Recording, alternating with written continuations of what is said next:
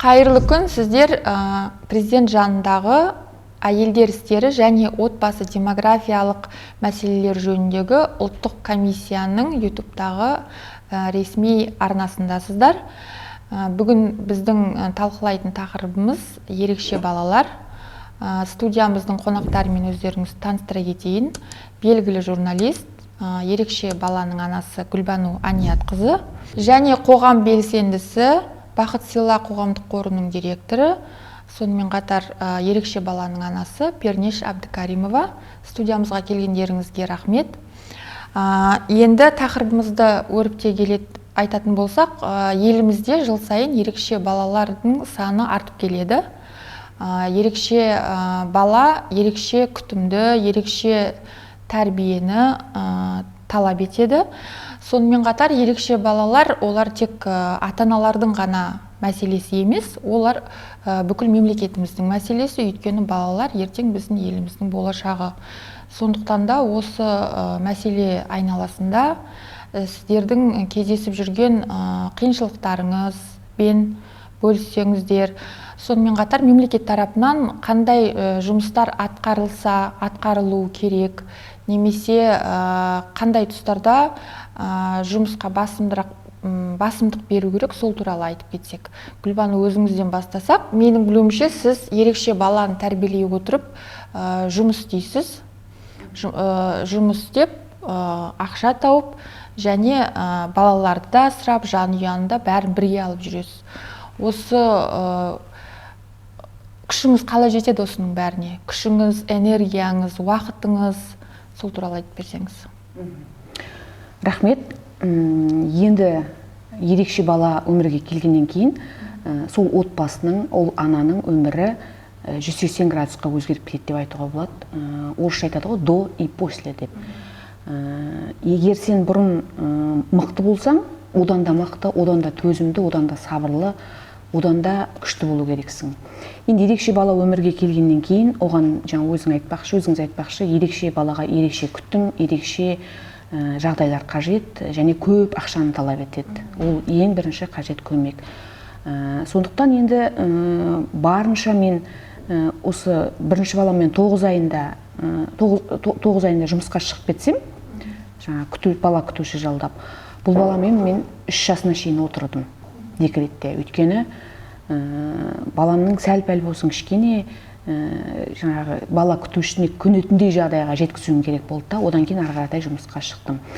Енді мен жұмысқа барамын, бірақ арасында уақыт тауып бәрібір келіп ол диетада. Өйткені оның тамағын өзің жасап бермесең, ол жемей қояды, басқа жасай алмайды деген сияқты.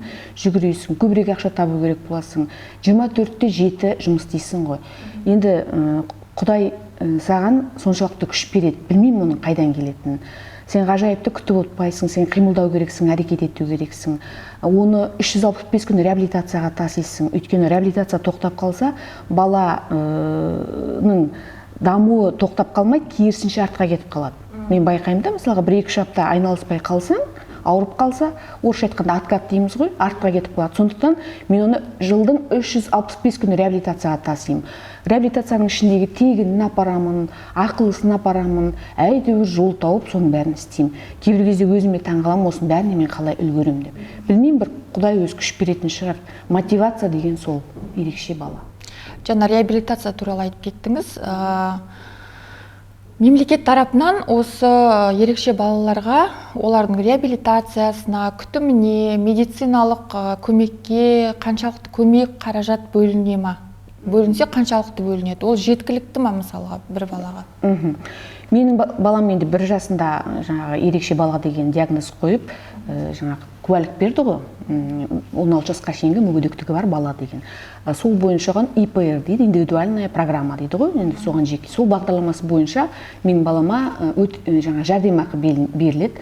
Маған анасы ретінде 50 мың, баланың өзіне 50 мың. Енді жаңа жылдан бастап МРП көбейгеннен кейін 54 мың. Яғни бір 100 мың төңірегінде айына жәрдемақы беріледі. Оның сыртында жылына 1 рет санаторий беріледі.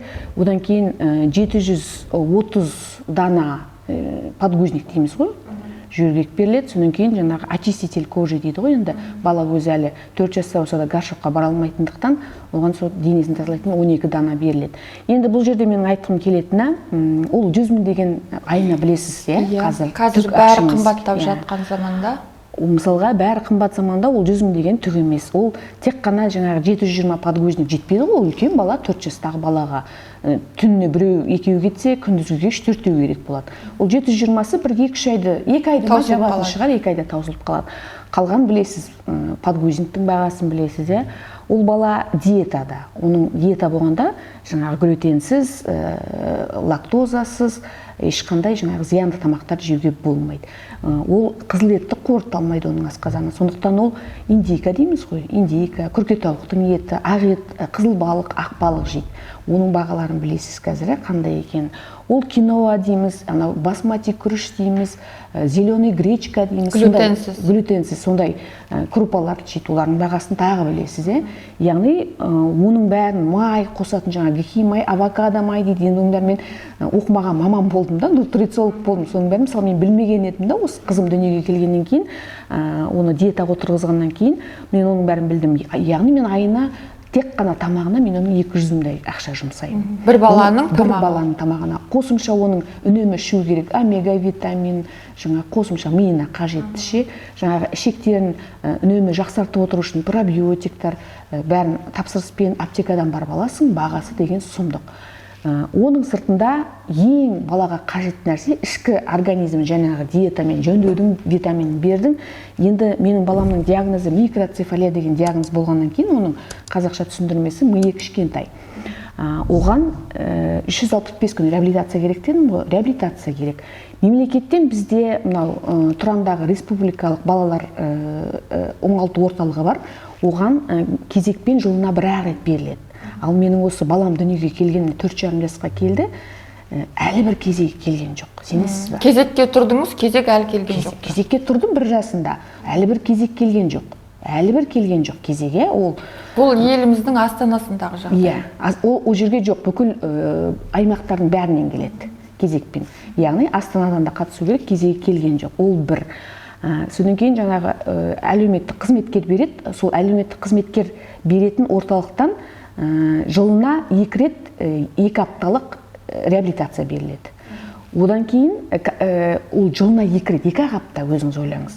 Одан кейін коррекционный ПМК арқылы жаңағы өтесің ғой, коррекционный орталықтарға орын беріледі. Ол бірақ мен осы жерде айта кетейін, мысалға Астанада ПМК-дан өтесің, жылына өту керексің. Ол деген тексеру деген сөз. Яғни медициналық, психологиялық жағынан баланы тексереді, жаңағы мамандар арнайы. Оның психологиясын, медицина жағынан бәрін тексереді, жолдама береді коррекциялық орталықтарға. Яғни бала сол жерге барып жаңағы реабилитацияны өту керек. Енді ол сол жаңа комиссияның өзінен өту үшін 3 ай кезекті күтесің. Өзіңіз ойлаңыз, бала өсіп жатыр, 3 ай кезекті күтесің. 3 айдан кейін жаңа комиссияның жолдамасын алдың. Жолдаманы алып алып коррекциялық орталыққа барасың ғой, менің баламды қабылда деп, міне жолдамам дайын. Олар айтады, кем дегенде 3 ай күтесіз дейді. Сен өзіңіз жарты жылы күтумен өтеді. Содан кейін ар жағында жарты жыл барасың ғой, оның өзінде күнде емес, аптасына 2 рет деген расписание қойып қойған. Барасың, енді сені қайтадан ПМК-ға жібереді. Бір бітпейтін круг. Бітпейтін круг. Бітпейтін кезек. Бітпейтін кезек. Неге барасың? Сенің айналдырған 6 айдың өзінде 3 ай барасың, 3 ай олар жаздық каникулға кетіп қалады. Мысалға менің баламда тура осылай болды. Сонда оның өзі жаңағы, олар өздері оны неден өткізу керек, диагноз қою керек, пока группаға бөледі, өткенше тағы 1 айың өтеді. Сонда барасың жылына 2 ай. 2 айдың өзі аптасына 2 рет деп отырмын ғой, сонда 7-8 рет балады барай. Қорыт нәтижесінде. Яғни қайтадан жаңағы ПМК-ға кезекке тұрып, қайтадан жаңағыдан басынан бастау керексің. Ол бір мәселе. Ана жөргектеріне келетін болсақ, подгузник. Мысалға қазір оны Игов әлеумет дегенді ашып қойған. Сен сол арқылы жаңағы тапсырыс беріп, таңдаған өзіңді алуға боласың, таңдаған компаниядан өзің алуға боласың деген жағдай жасап қойған. Онысы жақсы, заказ бересің, доставкамен әкеліп береді. Бірақ тендерді ұтып алған кезде, білмеймін, енді ол жерде бір жемқорлық бар шығар, білмеймін. Ең арзан, базардағы ең сорлы дейді ғой қазақтың. Ең сапасы жаманы ма? Ең сапасыз, анау баланың кіші дәреті өтіп кететін, ұстамайтын, ең бір қайдан тауып алатын білмеймін. Сондайда кеп, Соны нарықтағы бағадан бір үштігін 122 теңге деп қойып қойған. Ол ондай 122 теңгеге мен мысалға жарнама болып кетпесін, Хаггистің несін барып сатып ала аламын да аптекадан. Бірақ олар білмеймін мен қандай фирманыкін тауып алатын, сондай да келіп қойып қояды.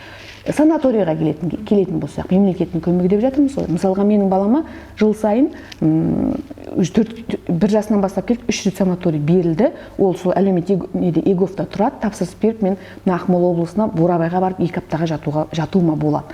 Бірақ ол жерде балаға тегінде ата-анаға ақша төлеу керекпін. Яғни, мен баланың өзін жіберу керекпін. Мен талай айтқан, мен қалай 3 жастағы баланы жалғыз өзін жібереді. Тамақты да жей алмайтын, гаршокқа да отыра алмайтын, мен 3 жастағы ұл түгілі сен сапсуы баланы сен санаторияға жібере алмайсың ғой, 3 жастағы. Сонда біздің жаңағы соны істеп отырған министрліктің логикасының жоқтығына мен соны түсінбеймін да. Былай қарасақ, мемлекет көмектесіп жатыр, бірақ ол көмектің бәрі шұрық дейсіз. Ол миллиондаған ақша бөлінеді ол санаторияға. Миллиондаған қаржы бөлінеді. Оны анау министрлер есеп береді да неден? Ойбай, осындай жаңағы шипажайға орындар беріледі, ерекше балаларға біз жағдай жасап жатырмыз деп. Мен бір ретте барған емеспін. Біріншіден жұмыстан сұрану керексің сен. 2 апта барып жату керексің. Мен ақшасын жарайды төлермін. Босамайсың да, баланың өзін жалғыз жібере алмайсың. Ол жерде де орысша айтқанда ради галочки өтетін шипажай барасында 3 уақыт тамағын жеп, әйтеуір өтіп бүйтіп жүресің. Мен уақытымды құртып, қаржымды құртып, одан да осы жерден реабилитацияны өтпеймін ба? Сондай мәселе. Енді жаңағы реабилитациясына келетін болсақ, жаңағы несінен жәрдемақысынан бастап 100 000 теңге жаңағы памперсіне де жетпейді дедім ғой. Реабилитация қазір қымбатшылыққа байланысты, мен балам кішкентай кезде бастағанда 3000 еді жарты сағатта. Дефектолог бір ғана маманның қазір 5000 алады. Жарты сағат айналысады баламен. Өйткені бала одан артықты 4 жастағы бала көтере алмайды да жарты сағаттың. Яғни менің балама қажет мамандар ең керегі психолог, дефектолог деген жаңағы мынау үлкен зат, мынау кішкентай зат, мынау биік зат, мынау аласа зат деп кез келген нәрсені түсіндіріп отыратын маман. Дефектолог есептеңіз, логопед, өйткені ол сөйлей алмайды, тіліне шайнай алмайды дұрыс тамақты. Тіліне массаж жасау керек, көп та оның. Тілін шығару керек, тілмен айналысу керек. Баланың тілін шығаруға келетін ең қажет маман. Ең негізгі мамандарды айтып өтейін. Үшеуі дефектолог, трудотерапевт, еңбек терапевті дейміз. Ол бауын қалай байлау керек, мына замогын қалай сыдыру керек, шалбарын қалай киіп шешу керек. Мен мысалы балам білмейді ғой. Соның бәрін үйрететін маман 4-еу кетті ма? И АФК дейміз. ЛФК дейді, лечебная физкультура. Мен мысалы балам жүре алады, Аллаға шүкір қазір. Бірақ ол секіре алмайды. Қос аяқтап 4 жастағы бала. Еңкейіп мына диванның астынан затты алады ғой, 4 жастағы бала деген. Оны ол білмейді. Оның бәрін біз оны 4 айынан бастап жаңағы аунауды үйреттіп, еңбектеуді үйреттіп, жүргізуді үйретіп, бәрін келдік қой этаппен. Мысалы қазір сол этапта тұрды, оның бәрін үйрету керек. Мысалы өзінің координациясы дейміз ғой, денесін тепе-тең деген ұстай алмайды, сүріне береді, құлай береді. А баланың жалпы миы даму үшін ең бірінші оның крупный моторикасы дейміз ғой, қозғалысын дамыту керек та, ол ең қажетті мамандық. Енді осы 5 мамандықпен күніге айналысу керексіз, 5-5-тен 25 000 теңге, сенбі жексенбі демалғанның өзінде 5 күнге көбейтсеңіз, 5 күнге саған 75 000 теңге керек. Бір айда 75-ті 4-ке көбейтіңіз. Қанша? 300 000 теңге қажет саған. Ал 300 000 теңге бір айда. Оның ары бері жолы бар, жүретіні бар, басқасы бар. Мен қазір мысалы бала күтуші жалдап отырмын да жұмыс істеуге. Ерекше баланы бағуға жай адам келе бермейді. Оның бағасы да мен мысалы 250 000 айлық төлеймін. Маған амалдың жоғы. 250 000 айлықты кәдімгі қазір бір дұрыс жерде жұмыс істейтін адам алатын айлық қой. Ал қаншама ана бар 250 000 айлық төлемек түгілі, ол баласына дұрыс тамақ бере алмай, дұрыс памперс, подгузник алып бере алмай, баласына ең болмаса реабилитацияға апара алмай жатқан қаншама ана бар. Мен енді етім тірі шығар, журналист болғаннан кейін жүгіріп білетін шығармын, қосымша жаңағы жұмыстар істеймін, қосымша сол баланың ішінде бүкіл дүниені, басқа нәрсенің бәрін ұмытып, бүкіл тапқанын соған ғана жұмсап отырсың ғой. Содан кейін әйтеуір бір қандай да бір нәтиже бар да. Қаншама ана бар мен білетін. Мысалға шалғай ауылдарда. Шалғай ауылдарда олар қалаға медициналық көмекке даже жете алмайды. Жетпейді, білмейді.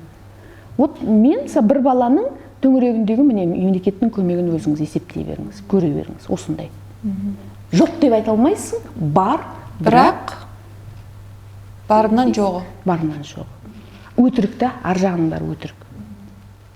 Пернеш ханым, сіздің балаңыздың жасы 21-де.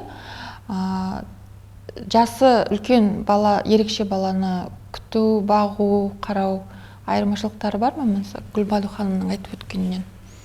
Енді диагноз жөнінде өйткені енді Гүлбану ханымның баласы қазір кішкентай, одан кейін қаншама қарау керек не.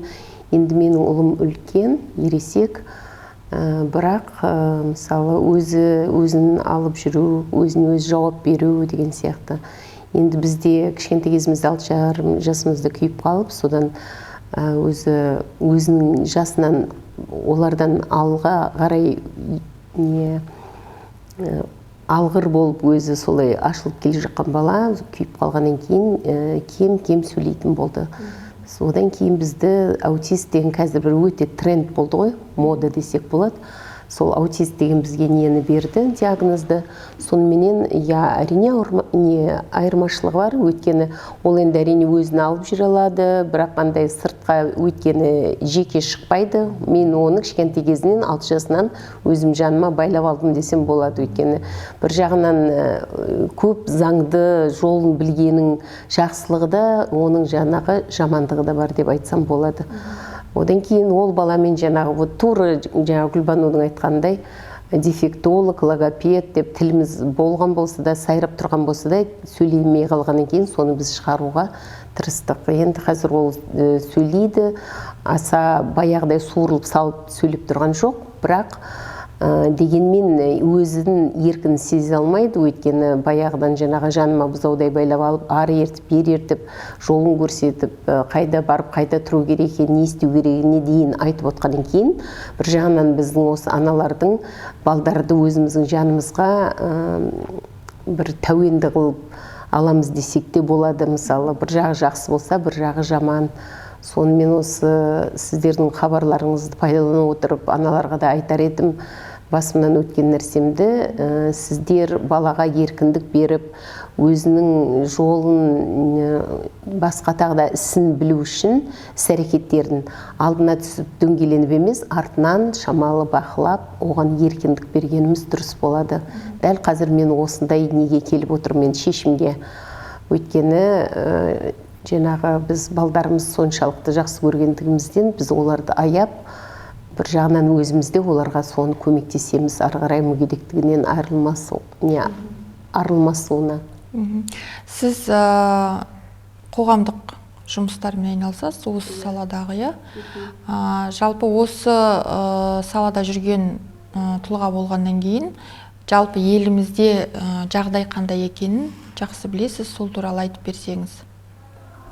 Енді жаңа айтқандай, бізде жоқ емес бар, көмек бар, бірақ ол қаншалықты жеткілікті, қаншалықты ол жаңағы дұрыс деңгейге қойылған, сапалы ма, одан кейін бөлінген қаражаттар, ол бір мүгедектің басына шаққанда ол жете ма, сосын ол жасылған заң бойынша істелінсін деген заңдар, олар өзі өмірде жұмыс жасап жатыр ма, сол заң әдемі жазылған, бірақ ол жеме-жемге келгенде ол жұмыс істеп жатыр ма. Одан кейін жаңағы шалғай ауылдарды алсақ та, біз осы Астанада отырып осыны қазір көріп отырмыз. Міне 4 жыл болды осындай қоғамдық жұмыспен айналысып жүргеніме. Көп нәрсенің шешімі әлі табылмаған. Тисе терекке, тимесе бұтаққа деген сияқты, әйтеуір жоқтың қасы, бардың қасы деп айтсам жаңылыспаймын. Өйткені олардың беріп отқан аналарға, сосын жаңа мүгедек балдарға, жандарға, үлкен ересек мүгедектерге де бөліп отқан қаржылары, ол енді бір қазір инфляция деп жатырмыз, ақшаның құнсызданғаны, тамақтардың, азық-түліктердің бағаларын көтерілгені, 40-тан асық пайыз инфляция дейді. Ал енді қазір мүгедектерге көтеріп отқан 5% несіне қаражат бөлінетін үкіметтен, ал зейнеткерлерге 7% екен. Осы күні кеше ғана осы ақпаратты оқыдым. Сонымен әрине қарным ашып отыр.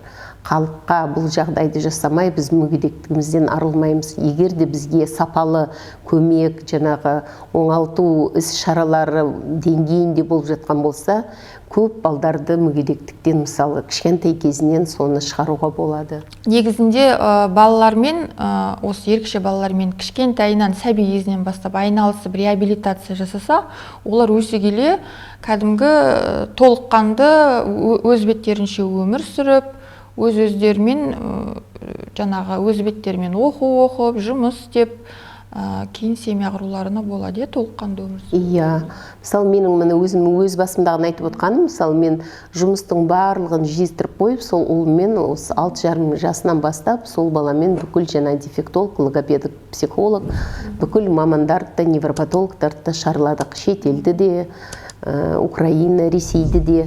Сол менің айтарым жоғарыға, биліктегі отырған біздің ағалар, апайларымызға оңалту орталықтарды көбейтіп, әрбір ауданда, облыстарда, өйткені барлық шалғай ауылдан келіп, жаңағы осы біздің республикадағы жаңағы немізге орталығымызға келіп, пәленбай жыл күтеді. Оның нәтижесі болмайды, өйткені бала жылына 2 рет, 3 рет диагнозына байланысты оңалту нелерін, жаңа медициналық көмектерді алу керек тиісті кезінде. Сонда жаңағы регресс емес, прогресс болады, нәтижесі болады. Одан кейін жаңағы мына қаржысында көбейтсе мүгедектерге, қарап отқан қараушыларға да ересек мүгедектердің мысалы өз басына алып жүре алмайтын мысалы мүгедектердің екінші топтың жанында қараушыға ешқандай көмек жоқ. Мысалы ақыл төленбейді. Өйткені ол зейнетке ертең күні шыға алмайды, қаражат жоқ, ол жаңағы неше түрлі мына бағдарламалар бар қазір, бақытты отбасы деген, отбасы банк дегендер арқылы ешбір бағдарламаға басын сұға алмайды, армандамайды да. Бізде жаңа тұрғын үйде осындай осал топтың біздің қоғамымыздағы барлығы үйсіз, күйсіз, баяғы қазақтар немене үйсіз жүрген бүкіл сол. Олар енді жаңағы дәл осындай қаражатпен мүгедектерге олар ешқашан үй ала алмайды деп бұны да айтып кеткім келеді. Өйткені бұл ащыбысы да шындық. Мысалға бұқаралық ақпарат құралдарын қарап отырсақ, немесе интернетте неше түрлі қоғамдық қорлар, неше түрлі корпоративтік қорлар, ұйымдар, неше түрлі шаралар, акция жасап, ақша жинап, біз ана балаларға көмектесіп жатырмыз, біз мына балаларға ақша жинап көмектесіп жатырмыз деп ылғи жар салып жатады. Сондай қорлардан мысалға сіздер өздеріңіз көмек алдыңыздар ма, немесе көмек алған мысалға системна дейді ғой орысша, жүйелі түрде көмек алатын отбасыларды білесіздер ме, сондай ата-аналарды? Өйткені былай қарап тұрсам, бәрі жақсы, әдемі. Бұқаралық ақпарат құралдарын ашсаң, бәрі жақсы, бәрі жұмыс істеп тұр. НПО-лар да, мемлекетте, ал шындықта қалай?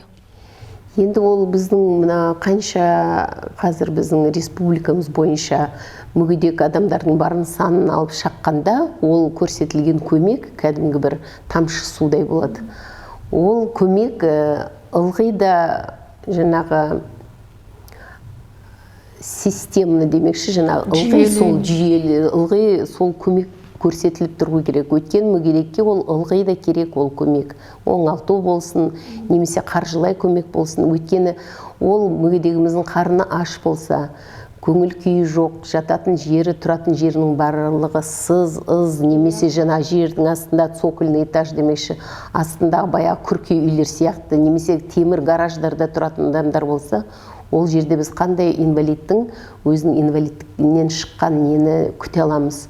Бұл енді бір ең сараң екеу, кейбіреулер айтпайды көмектесіп жатады, бірақ ол қаншалықты біздің өкіметімізде, өкіметтің тарапынан көмек болмай, ол бір ең сараң берген кісілердің немесе жаңағы жасырыпты көмектесетін кісілер бар, ашық айтып жатқанда да көмектер бар. Кейбіреулер көмекті білмейді, қай есікке, қай тесікке баратынын да білмейтін. Қаншама кісілер бар осы өзімнің қорымның ішінде де, қаншауына сол жол сілтеп неткенмен, бірақ олардың көбісі бара алмайды. Мысалға, кейбір қорлар тегін реабилитациялық орындар ашып жатырмыз деп жаңалықтардан оқимыз. балаларға арналған реабилитациялық орталық, кешендер, бір кәсіпкерлер соғып жатыр, ашып жатыр. Гүлбану ханым, сіз өзіңіз осындай бір тегін фондтардан немесе сіздерге келіп, міне бізге келіңіздер, біздің орталықта тегін реабилитация алыңыздар, немесе тағы басқа көмек алыңыздар деген жағдайлар болды ма негізі? Жоқ, мен ондай тегін деген бір-екеуіне мен хабарласып көргенмін. Оларда тегін деген дүниені білесіздер ғой, өзіңіз артын не болатынын. Маман жоқ, болмаса жаңағы керекті маман жоқ, кезек күту керексің баяғы. Мен бір-екеуін білгем осы Астанада, хабарласып, кезек күтесіз, құжат өткізесіз, содан кейін олар көбіне сенің айлық табысың адам басына шаққанда, ұмытып қалдым, бірдеңеше теңгеден аспауы керек. Мен мысалы қасиетті жол деген болды ғой, реабилитациялық орталық, соларға хабарласып, балапан деген болған, өтпек болып қаншама құжат жинап бәрін істедім, бірақ өтпей қалдық. Енді мен айлық табысым ол үшін енді өте төмен болу керек та, ол өте бір есептегенде де бір ол кезде мен әлі декретте болатынмын. Сонда менің күйеуімнің алатын, ресми түрде алатын 250 000 теңгесі біздің екі бала қосымша жәрдемақының өзін 300, ол кезде 90 000 ба сондай алатын. Сонда бір 300 000-нан асатын ақша біздің төртеумізге өте көп болып есептеледі екен. Сөйтіп бермеген. Содан кейін мен бірден сұраймын, тегін деген жерде. Иә, сондай құжат өткізесіз дегеннен кейін жаңағы жарайды деп қоя саламын. Тегін деген дүние жоқ қазір. Мейлі ерекше болсын. Ана қорлардың ісін мен көбіне айтар едім, көбіне хайп дейміз ғой, пиар сондайға теңейтін едім. Себебі олар бір реттік акция сияқты да. Мысалға менің қызым барып жүрген Жансая орталығында да болған, спонсорларыңыз істеген деп жаңа жылда бір кәмпит ұстатып жібереді, немесе бір ойыншық, болмайтын бір сыйлықтар, ойбай, біз кейін пресс-релизін оқысаң, ойбай, ерекше балаларға осындай бір сұмдық жаңа жылдық тарту деген акция өтті деп. Ол бір екі аяз аттамен ақша қарге бір ән салып, бір күндік бір жарты сағаттық көңілін көтердік, бүйттік жеттік деген керемет сондай не ғана. Көз бояушылық қой оның бәрі көз бояушылық. Оның арт жағында қаншама тендерден ақша алып отқан бәрінен журналист болғаннан кейін біліп отырасың да. Оның бәрі орысша айтқанда одноразовая акция. Егер мемлекет жалпы ерекше аналарға, ерекше балаларға көмектесу үшін заңды өзгерту керек. Мысалға, бірінші сұрағыңыз жаңа маған, жұмыспен ерекше баланы қатар қалай алып жүрсіз дедіңіз ғой. Мысалға, қатар алып жүру үшін мен жекеменшік телеарналарда жұмыс істегеннен кейін мен жарты күнімді графигімді онлайнға ауыстырдым да, онлайн жұмыс істеп жарты күнге барып жүрдім. Заң жүзінде ерекше аналарға ондай мүмкіндік жоқ. Бар, ерекше баласына күтім 74-ші бап қой дейін қателеспесем, 4-ші пунктісінде, сосын аяғы ауыр әйелдерге, сосын баласы 1 жасқа толмағандарға деп, неполный рабочий день деген. Бірақ ол жерде жұмыс беруші өзі біледі. Қанша сағатқа босататын? Жоқ, айлықтың саған жартысын егер қиып тастауға құқығы бар. Және оны жұмыс берушілердің қолданбау тағы өз құқығында. Яғни, сені біздің қоғамда сондай ғой, аяғы ауыр әйелдер жұмыс қалмайтын сияқты. Ерекше баласы бар ана екен деп, бірден саған тыжырынып қарайды да, өйтіп, қайбір жұмыс беруші соны істегісі келеді дейсің сені. Мен мысалға соны заңды түрде, кәдімгі заңға өзгеріс енгізу керек деп есептеймін. Мысалға, мен үшін өте қиын да, қазір мемлекеттік арнада жұмыс істеймін, мен кете алмаймын жұмыстан. Маған бару керек, маған ол қызыма күтім керек. 2 сағатқа ерте босатқаны мен үшін, мысалға, сенбі жексенбі мені жұмыстан босатқаны өте маңызды. Заң бойынша ерекше босату керек. Жоқ, заң бойынша, заңда жоқ деп отырмын ғой. Заң бойынша ерекше баланың анасын командировкадан босатқан, сосын түнгі 10 мен 6-ның уақытындағы жұмыстан ғана босатқан еңбек кодексінде. Сондықтан мен ойлаймын, еңбек кодексіне өзгертулер керек. Сөйтіп ерекше баланың анасына, өйткені жаңағы толық емес жұмыс істей алатын болса, жаңа үйде отырған аналар болмаса жұмыс істеп, өйткені қаншама мен баласы қызы 18-ге келіп, 18 жыл бойы бағып кеткен аналарды білем. 18 жыл бойы шықпаған, жабайы болып кеткен. Тек баламен айналысады. Баламен айналысады. Өйткені кімге тастайды ол? Барлығы талап етеді. Сенің жарты күнге істегенің кімге керек? Сондықтан еңбек кодексін өзгерту керек. Өзгерту енгізу керек. Ерекше балалардың анасына, қамқоршысына немесе мүмкін әкесіне, егер анасы жоқ болса, яғни опекун дейміз ғой, сосын ерекше баланың қамқоршысына толық емес жұмыс күні бекіту керек. Мен солай деп есептеймін. Ол өте қажетті нәрсе. Содан кейін жаңа айтып кеттім ғой, жоғарыдағы мәселелерді жаңағы подгузник мәселесін, санаторий, соның бәрін миллиардтаған, миллиондаған ақша бөліне ма, соған таңдау жасау керек ата-ана. Санаторийға барсын, барғысы келсе баласын, немесе ақшасын берсін соның. Мен мысалға 4 жыл барған жоқпын, ол ақша қайда кетті?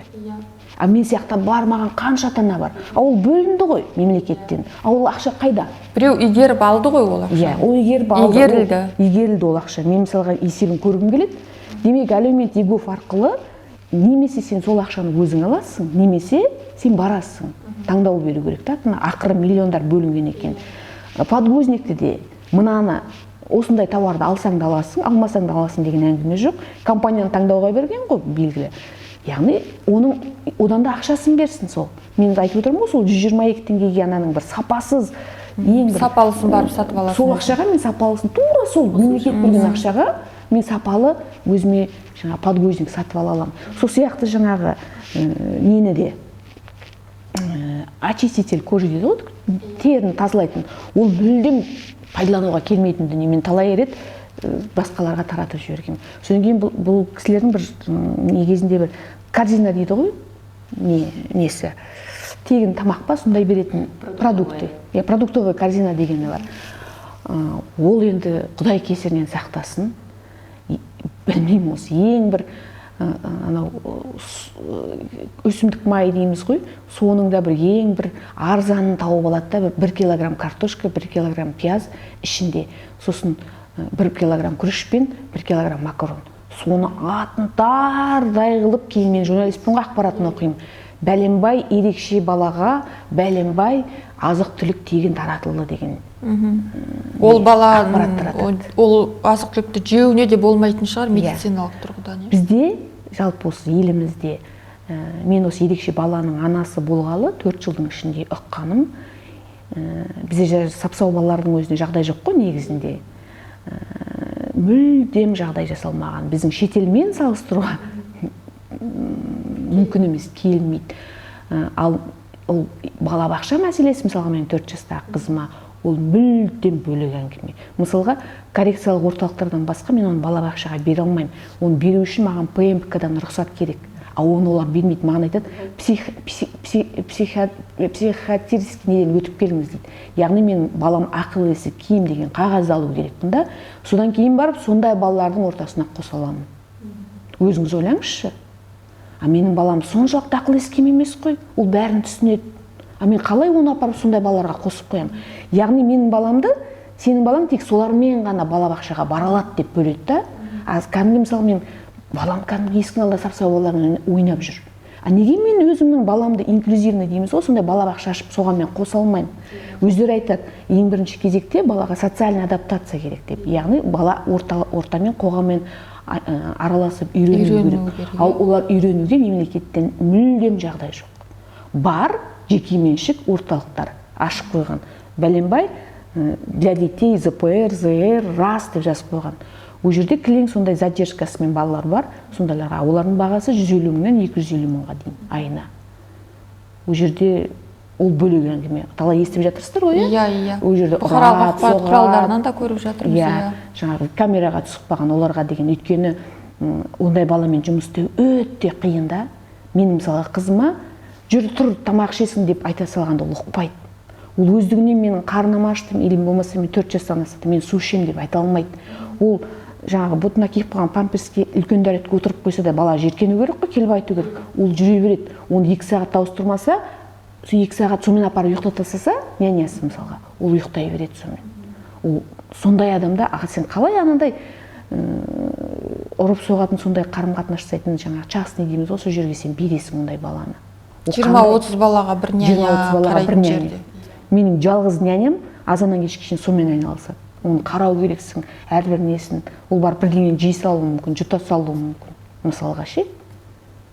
Сондықтан бізде ал енді қоғамның көзқарасы ол бөлек әңгіме ондай балаларға. Қоғамның көзқарасы, қоғамда белгілі стереотиптар, стигма бар. Ерекше балаларға деген көзқарас, жаңағы есіктің алдында ойнап жүрсе ойнама. Енді үлкен қалаларда ондай қатты емес шығар, бірақ жаңағы кішкентай қалаларда, ауылдарда сондай стигма бұрыннан бар. Мысалға қоғамның осы ерекше балаларға, ерекше адамдарға деген қарым-қатынасын өзгерту үшін не істеу керек деп ойлайсыздар? Енді бір профилактикалық жұмыс ретінде мемлекеттік деңгейде не істеуге болады? Ең бастапқысы ерекше баланы ата-анасының өзі қабылдау керек. Менің балам ерекше деп мойындау керек. Қаншалықты біз мойындамаймын десек те, бірақ ол көзге көрініп тұрғасын. Ең бастысы ата-анасы қабылдап, менің ұлым, қызым немесе ерекше деп. Одан кейін қоғам. Бізде ата-анадан кейін қоғам. Ата-ана қабылдамаса баласын жауып, жасырып үйінде отырады. Ал енді ол ата-анасы қабылдағаннан кейін ол қоғамға шығарып, ортаға шығарғанда қоғам қабылдай білу керек. Біздің қоғамымызды тәрбиелеу керек. Шетелде мысалы ешкім адырайып, саусағын көрсетіп, немесе көзі бүйтіп бақырайып, анау баласындай деп сыбырласпайды, қарамайды да. Өйткені олардың мәдениеті, біздің мәдениетіміз әлде қайда төмен. Сондықтан қоғам қабылдап, қоғамда қабылдағаннан кейін мектептегі ата-аналар қазір қолайсыз неше түрлі жағдайлар жасайды. Мына бала біздің сыныпымызда оқымасын, менің баламмен оқымайды деген сондай. Өйткені біздің демография дегенімізді біздің халық дұрыс түсінбейді. Ол ойлайды, мен жаңағы айтамын, менікі дұрыс екен, мен осылай талап етемін деп. Әжесі де, атасы да бәрі бір семьядан 4 кісі жүгіріп келеді. Ол тіпті дұрыс емес. Соны заңды түрінде, мысалы қазір адаптивті, инклюзивті қоғам деп жатырмыз ғой, оның барлығы қағаз жүзінде. Ал соның барлығы іс жүзінде ол әлі іске қосылған жоқ. Өйткені жаңа осындай балдарды біз мысалы, балдарымыз біздің кәдімгі қоғамды көріп, ортаны көріп, оған ертең ол бойын өзің түзеп, сөзін түзеп, арғарай алып кетеді, мысалы деңгейі жоғары болса. Небір балдарды біз кішкентай кезімізден солай дұрыстай аламыз. Ал біз қазір енді мынау аутист, немесе мынау ДЦП, мынау тағы да бірдеңе, мысалы жаңағы слабо умственно отсталый дейді, кішкене ақыл есі төмен деген балдарда, мысалы анау деген бір академик мықты жаңағы диплом, қызыл дипломға неге бітіріп жатпаса да, қоғам оны жөндейді, олар өздері жөнделеді, бейімделеді ортаға қарай, орта қалай қабылдайды. Сондықтан ортамыз, біздің қоғамымыз жөнделмей, біздің мүгедек. Енді сол қоғамды жөндеу үшін не істеу керек? Қоғам жөндеу үшін біздің жаңағы небір министерстволарымыз бар, министрліктеріміз, небір жаңағы осындай аппарат президентте, жаңағы кеңестер, комиссиялар бар, солар отырып жаңағы нақты жаңағы жұмыс жасау керек. Өздері жаңағы бірінші, екінші жаңағы пункт, статья бірдеңе деп соны одан кейін мәжіліс оны заңға енгіздіру керек. Осындай балдарды бір мектепте шетте немесе бір балабақшада ұстап емес, ортада, егер де ол жанында жүрген балаға, қоғамға анау деген бір сондай бір қиыншылық немесе бірдеңе зияндығын төндірмесе, ондай біреуге сондай өміріне зиян келтіреді деген не болмаса, ол баланы кәдімгі кішкентай кезінен бір шетте бөліктеп емес, сол кәдімгі қоғамда ортада тәрбиелеу керек. Сол біз балабақшадан бастап апаруымыз керек. Енді оны министрліктер, жаңағы мәжіліс, демекші пленаркада сондай қарап, осы астынан бізден келетін ұсыныстарды сөйтіп заң қабылдау керек. Ол мүмкін емес. Оларды бір шетке ұстап, бізді бір шетке. Олар ертең менің ұлым 18-ге келді. Ол неге ертең үйде жабылып отыру керек, мысалы, оқиды, жазады. Енді бірден екіден бірінші сұрақ қойғаныңда жауап айтпаса, екіншісіне немесе үшіншісінде жауабын айтады. Кідіріп, мысалда, бірақ ақыл есі түзуіміз. Енді сондай балдарды ортада жүрсе, спортта, женегі театр бар қазірге, сондай нелерге қойылымдарға қосып жүріп, біз енді барамыз ондайға. Сондай қаншама бала бар, аналар апара алмайтын. Мүмкіндіктер жоқ. Қолы, енді ойы озық болғанымен қолы қысқа, аяқ қысқа, немесе оны көп нәрсені жаңағы ақпаратты білмейді демекші. Осы 4 жыл бойы мен осы чатта неде кейін қоғам ашуға тура келді. Соның ішінде, қоғамдық қорды, соның ішінде аналарға кәдімгідей соқырға таяқ ұстатқандай айтып отырмыз. Былай да былай болса, былай болады деп. Соны біз енді біз болып, қоғам жоғарыдағы биліктегілер болып бірге жұмыс жасамасақ, біздің балдарымыз жаңа жабылғазан үйдің ішінде қамалып, жабылып отыра береді. Біз оларды ортаға қоссақ, сонда олар жөнделеді. Қоғам жөндейді бізді, біздің балдарды. Соны айтқым келеді. Мен ол қашаннан 4 жылдан бері ішімде қайнап жүрген нәрсе айтылып та жатыр. Бірақ ол заң деген қазір көтерілсе жарты жыл, 1 жыл, 2 жыл, 3 жылда заң сосын не қолданылады екен. Соның бәрін ежік-тежігін бәрін осы министерстволар бар, зерттеп, қосылып бірнеше министерство, оның ішінде жаңағы денсаулық министрлігі, оқу, білім барлығы жиналып, қосылып, оның ішінде финансы да бар, экономика министерствосы да бар, жаңағы қаржы жоқ, не жоқ деп шығатын. Вот соны жоқ деп не үшін біз өзіміздің халқымызды жөндеу үшін, денсаулығын жөндеу үшін біз соның барлығымыз кірісіп, атсалысып, соны жөндеуге тырысуымыз керек. Мен қоса кетсем бола ма ойымды? Қоғам қабылдау үшін не істеу керек деп жаңа Пернеш ханым дұрыс айтады, әке шешесі бірінші қабылдау керек деп. Анасы байқұс қабылдайды ғой бізде, қазақта. Вот әкелер қабылдамайды, көбіне ажырасып кетеді, тастап кетеді, ерекшесі баласы бар аналардың бәрі жалғыз өзі сүйреп жүреді. Ол қабылдау дегенде бізде көн соған басыңа түсті ма, сен соны көн деген сияқты қылып түсінеді да. Қабылдау деген сөз, сен сол балаңды сол күйінде жақсы көру. Сол күйінде оны ұялмау. Бізде туған туысқандар түртпек дейді. Ананың баласы андай екен деген сияқты. Вот соның бәрін жеңіп шығу керек. Алла тағала кез келген сондай сынақты берсе, соған лайық күш береді деп ойлаймын мен. Сондықтан оны енді әр адамда индивидуальны ғой, әркімнің ішкі діңгегіне байланысты ше, оны қабылдау. Біреу ол депрессиядан 1 жыл өтеді, біреу 2 жыл өтеді, біреу өмір бақи сол депрессиямен өмірден де өтуі мүмкін да, білмейсің оны. Сол үшін оларға психолог керек, міндетті түрде. Ерекше бала өмірге келген отбасыға міндетті түрде психолог керек. Ол психологты ол ата-ана іздемеу керек, ол мемлекет өзі бөлу керек та, сол отбасыға. Әлеуметтік жұмыс ретінде тегін берілу керек. Тіркелді ма ерекше бала, базаға түсті ма, міндетті түрде ол әшейін галочка үшін келіп 1-2 сағат айту емес, ол психолог аптасына кем дегенде 3 рет сол үйге барып, соцработниктер барады ғой, сол сияқты Әкесімен, шешесімен отырып сөйлесу керек, сөйлесе беру керек, терапиядан өту керек та, ол адамдар. Ол оңай емес, ол өмірі де басқасы да өзгереді. Неге мен бұлдай? Мен өткен өзім өттім содан. Мен өзім 2 жылдай болды депрессия. Анау бір мені көрбем өткенде графиканы. Ерекше бала дүниеге келген кезде отбасы анасы қалай қабылдайды деп. Бірінші жаңағы қабылдамау, неге мен болды бұл нәрсе деп ойлау, біреуді кінәлау, өзіңді кінәлау. Мен аяғым ауыр кезде бүйтпегенде, ол жетпегенде мүмкін бұндай болар ма еді. Неге мен ана енемді ренжітпегенде, болмаса күйеуімді өстірген кезде мүмкін Құдайдың маған осыған жіберген қарғысы шығар, жазасы шығар деп ойлау.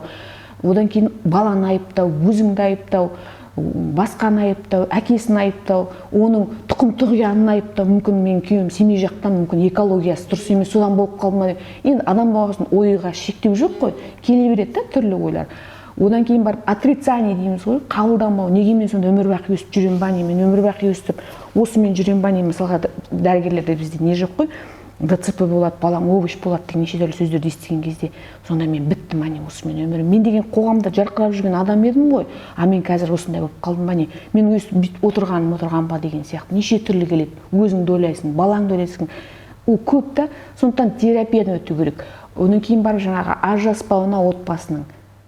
Жаңа қиыншылықты ерлі-зайыптылар бірге өту үшін жаңағы сырттан көмек керек та, сондай. Ол психолог дегенді біздікілер ұқпайды ғой, түсінбейді.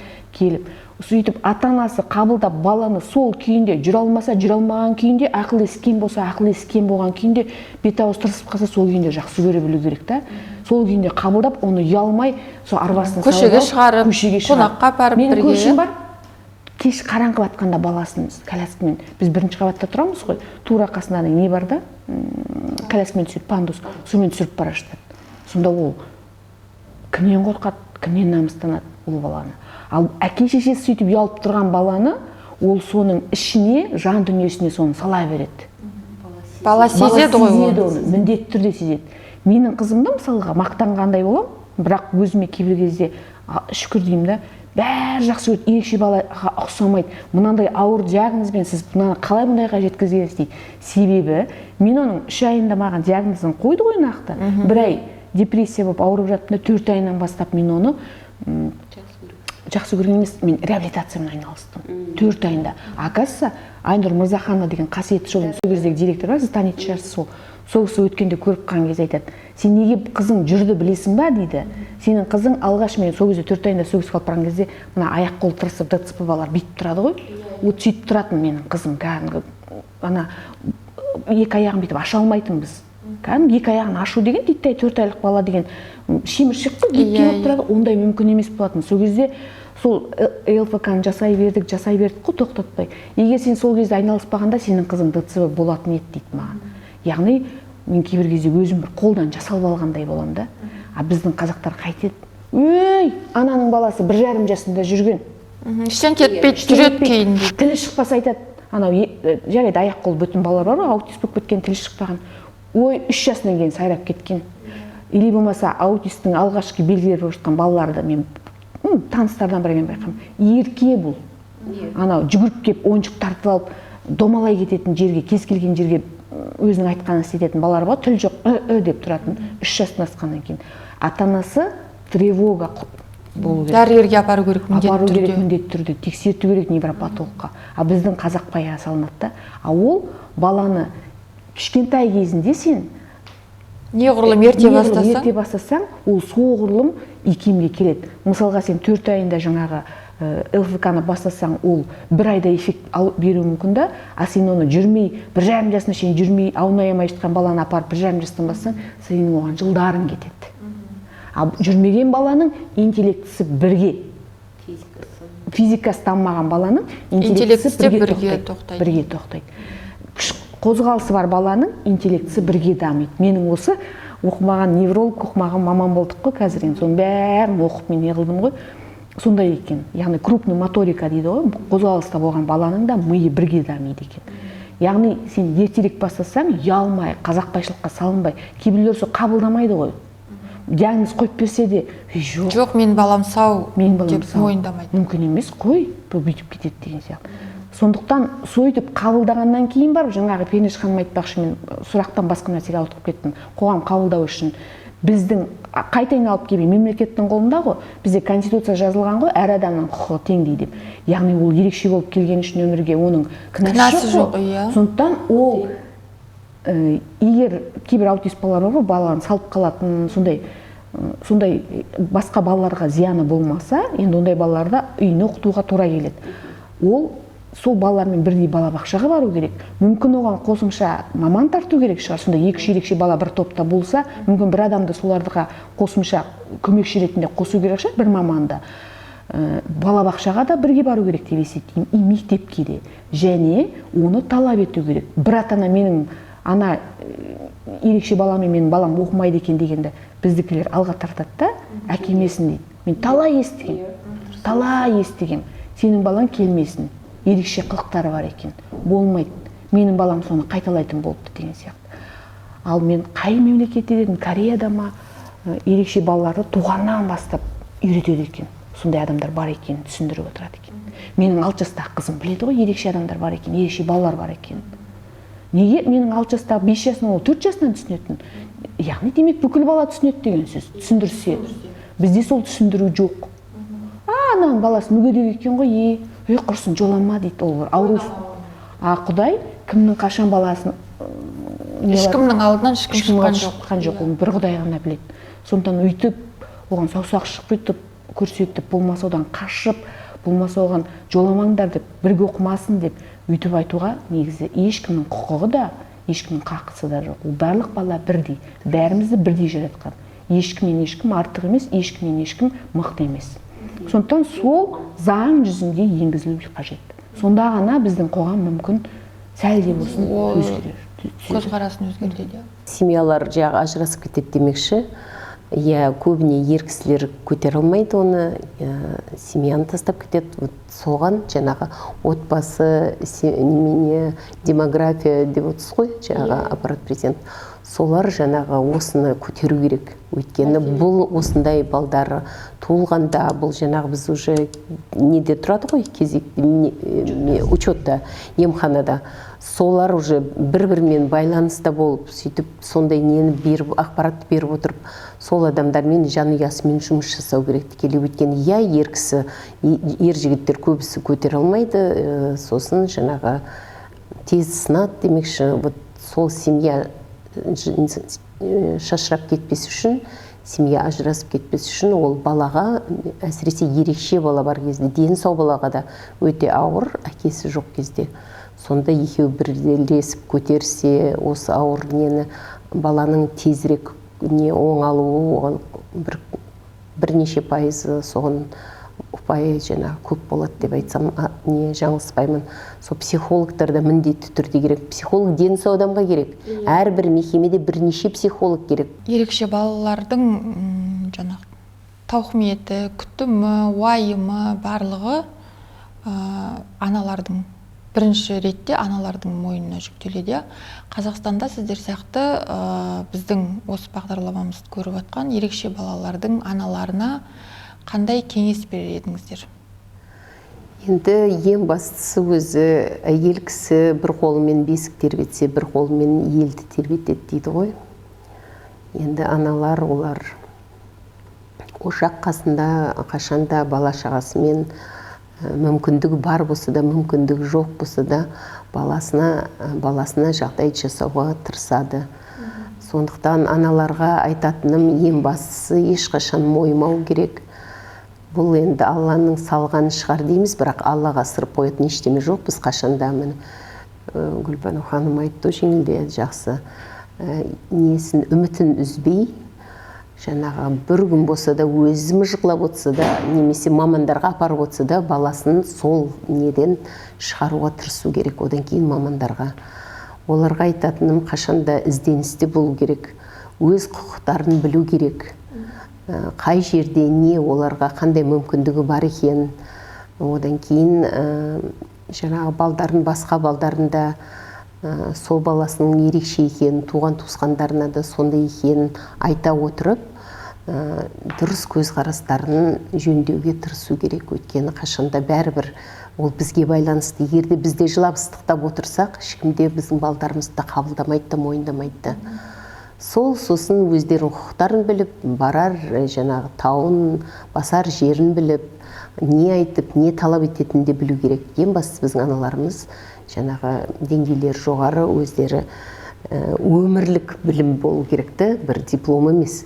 Осы өмірден әжелерімізден түйген жаңағы өмірлік тәжірибе дейік, өмірлік біздің жаңағы қазақи тәрбиеміздің өзінде жаңағы қарап қалмас, құр қалмас дейді ғой. Баланы қашанда өзде, баланы да дамытуға тырысу керек. Рахмет. Енді ерекше баланың анасына жалпы ақыл айту оңай ғой, кеңес айту. Енді өз басымнан өткеннен кейін айтатыным, бағана да айтып өттім ғой, ерекше баланың анасы деген диагноз қойылғаннан бастап қабылдау оны. Бірақ енді оңай емес, оның бәрін жаңа айттым. Одан кейін ең бірінші кезекте ол ана өзін ұмытпауы керек та. Кейбір аналарымыз бар, сол баламен өмір өтіп бара жатқан. Орысша айтады ғой, счастливая мама, счастливый ребенок деп. Өзіңді ұмытып кетсең, соңына түсіп кетсең, ол балаға әсер етеді. Депрессияға түсесің, күйеуің де кетеді ең соңында. Сондықтан өзіңді ұмытпау керексің да, оның бәрі әрине айтып отырған сәтте оңай емес. Ол өте қиын, ол өте ауыр нәрсе. Кейбір балалар жүре алмайды, кейбір балалардың судороги болады, эпилепсиясы болады, басқасы болады, тамақ жей алмайды, басқармайды. Ондай балалардың жаңағы денсаулықтары әлсіз, кез келген ауруды жұқтырып алады, оңай емес. Және келген көмекті қабылдау. Туысыңнан болсын, досыңнан болсын, танысыңнан намыстанбау керек та. Көмек ақшалай дей ма, келіп саған 1 сағат ұйықтап алшы, балаңды қарап берем дей ма, көмекті қабылдау керек. Және баланы ғажайыптар болады бұл өмірде. Бірақ ол ғажайыптар күтіп өтпеу керек та, или жаңағы мен қазіргі коучтар айтқандай мотивацияны өтірік визуализацияны жасап менің балам сау деп отырып алып миыңа ғана құймай әрекет ету керек та, қимылдай беру керек. Сенің еңбегің жалпы еңбек бағаланбай қалмайды ғой, әйтеуір бір нәтиже береді ғой. Ол баланың барынша әлеуметтік жаңағы ортаға қосуға, қоғамға қосуға бар күшіңді, жігеріңді, ақшаңды, уақытыңды аяма. Ол күндердің күнде әйтеуір бір нәтижесін береді ол балаға. Кішкене беті қараған білдің ба, мотивация алда, ары қаратай әрекет ете бер. Әйтеуір қатарға қосуға, нәтиже шығады деп ойлаймын мен. Рахмет. Уақыттарыңызды бөліп келіп, осындай ауыр күрделі тақырыпқа өз жаңағы бастарыңыздағы оқиғаларыңызбен, ақыл кеңестеріңізбен бөліскендеріңізге рахмет. Сау саламатта болайық.